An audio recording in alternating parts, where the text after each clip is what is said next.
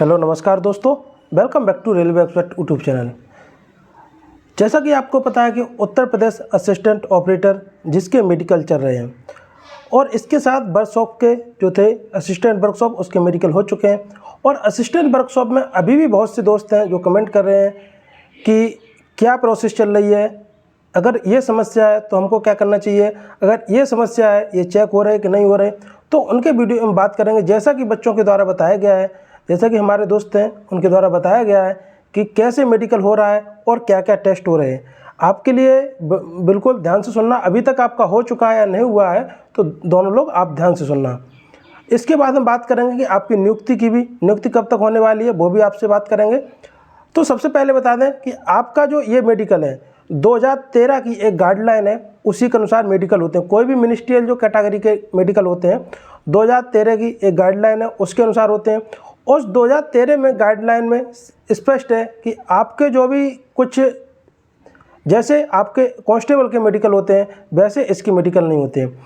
आँख भी हो, आँख भी आपके अगर थोड़ा बहुत डिफरेंस है तो आपको पास कर दिया जाएगा। कान है, कान को प्रॉपर सुनाई देना चाहिए। आप कोई भी, आपको ऐसा नहीं है कान की विकृति हो या फिर कोई आँख की विकृति हो, ऐसा अगर है तो आपको थोड़ा ज़्यादा ध्यान दिया जाएगा। और अतिरिक्त चाहे आपकी नौकरी हो, चाहे आपका फ्लैट फुट हो या और भी कोई है, प्राइवेट पार्ट चेक हो रहा है कि नहीं। प्राइवेट पार्ट तो बिल्कुल आपका, अगर कोई पाइल्स वगैरह है तो चेक हो सकती है, आपको हाइड्रोसील है तो चेक हो सकती है। बाद बाकी आप ये समझिए नहीं चेक होगा। और वो डिपेंड करेगा आपके डॉक्टर के ऊपर कि डॉक्टर उस टाइम चेक करना चाहता है कि नहीं करना चाहता है।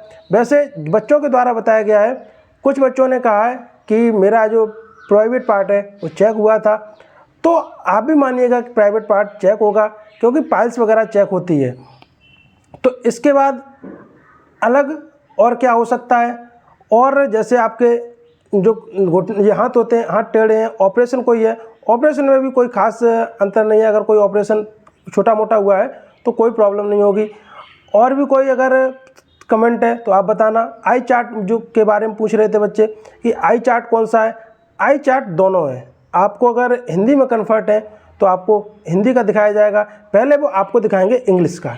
इंग्लिश में आपको पूछेंगे, अगर आप इंग्लिश का नहीं कम्फर्ट है, नहीं पढ़ पा रहे हैं तो उनको आप बोले सर हमको हिंदी में कम्फर्ट है, हिंदी को बताइए, तो वो बिल्कुल आपको हिंदी का चार्ट दिखाएंगे। और अगर आप हिंदी में नहीं कम्फर्ट है, इंग्लिश में कम्फर्ट है तो आप इंग्लिश में बताइएगा, तो वो इंग्लिश में आपको दिखाने स्टार्ट करेंगे। सबसे ऊपर जो बड़े अक्षर होते हैं उसके बाद छोटे छोटे अक्षर होते चले जाते हैं, जिनका हर एक अक्षर का एक क्राइटेरिया होता है। कितने बाई, जैसे कि 6x6 है कि 6x12 है, 6x18 है, 6x24 है, कितनी आपकी आयस है, वो अक्षर ही उसी हिसाब से सेट होते हैं जिस हिसाब से आपकी आयु होती है। इसके बाद आपको बता दें कि आपकी जो ज्वाइनिंग है, ज्वाइनिंग जून में तो कम संभावना है, लेकिन जून अंत या जुलाई में आपकी ज्वाइनिंग की संभावना पूर्ण रूप से बन सकती है, क्योंकि जून में है वो आपके उत्तर प्रदेश पुलिस 60,244 इसकी है वो GTC और शुरू हो जाएगी।